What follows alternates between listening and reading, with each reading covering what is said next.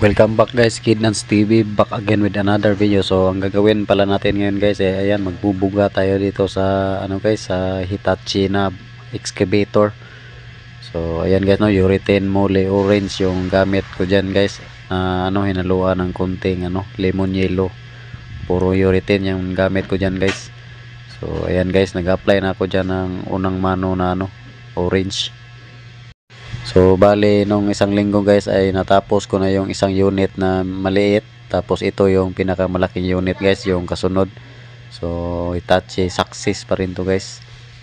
So bali hindi na pala ito artihan talaga guys, no, basta malinis lang siya at bago na yung kulay kasi medyo fade na yung dating kulay guys. So at saka makintab. So okay na yan sa may-ari guys, yung ganyan na yung mga ganyang kintab at saka malinis. At saka matibay din guys kasi urethane yan.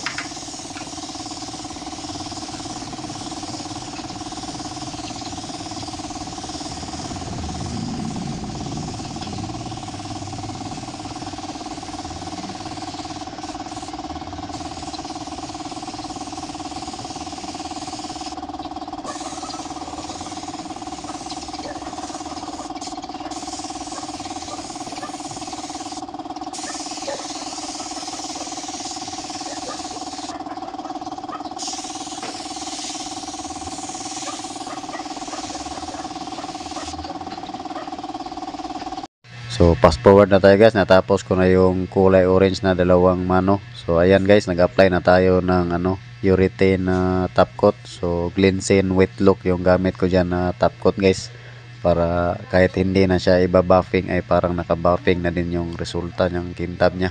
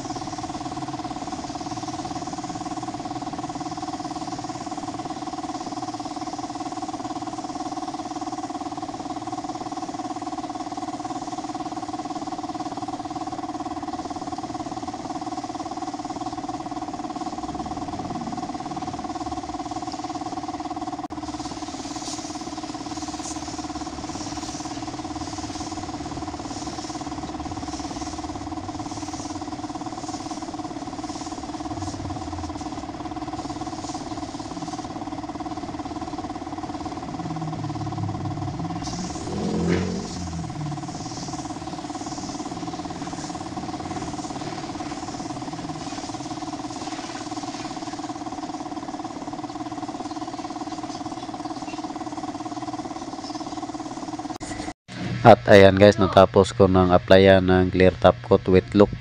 So yung mga ganyang kintab guys ay good na goods na yan sa may-ari.